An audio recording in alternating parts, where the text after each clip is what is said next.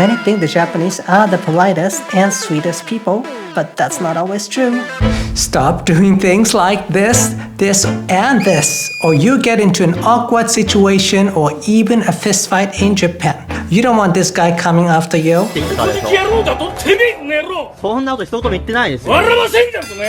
Yes, Japan has so many unspoken rules and norms, so what you do every day in your country may annoy Japanese people. If you don't want that, you might want to avoid these things. What do you think of this? The guy has his hands together, thanking the store clerk or being nice to the person. Isn't it the most polite form of thanking or greeting someone? Hell no.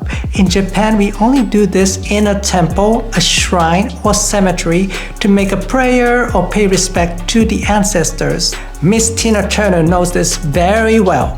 I know this gesture is pretty common in Thailand, the land of smiles, where people greet each other or thank each other in this way.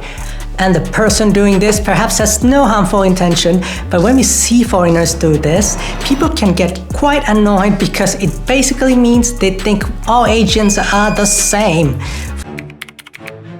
Ain't it sweet, a couple hand in hand walking down the street, oblivious to their surroundings, smooching from time to time? Hell no, not in Japan. First of all, Japan is a crowded country with people hurrying about on the street.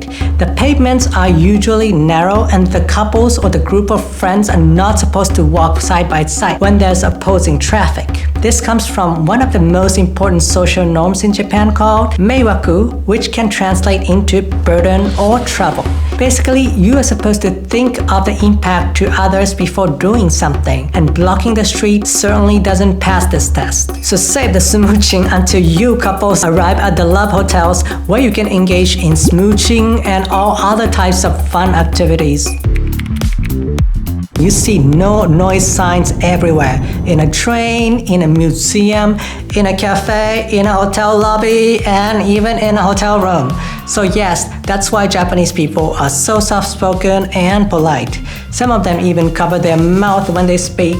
That is until they reach two sanctuaries where they are allowed to be as loud as they want to be. They are karaoke box and izakaya, which is some kind of bar.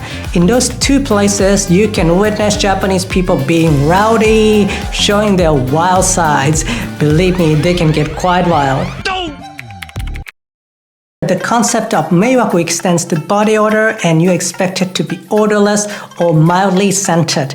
Believe it or not, this is one of the top reasons cited for the Japanese people's hesitance for dating foreigners. Japan is a crowded country, as you know, and you must be clean and odorless so as not to trouble other people in a public space. You do see many examples of these all around, having to thoroughly clean your body before getting into a hot spring, to having to shampoo one's hair every day. The most cited story is a Japanese person insisting their partner to take a shower before bed. Many foreigners take a shower in the morning and think that's enough, but it is not. Hopefully you are sleeping on the same bed as your partner. If not, that's a separate problem. And if so, the bed is a space shared by two persons. You are not supposed to carry body odor, whatever dirt from outside into the bed. Let me just slap some more deodorant or perfume on.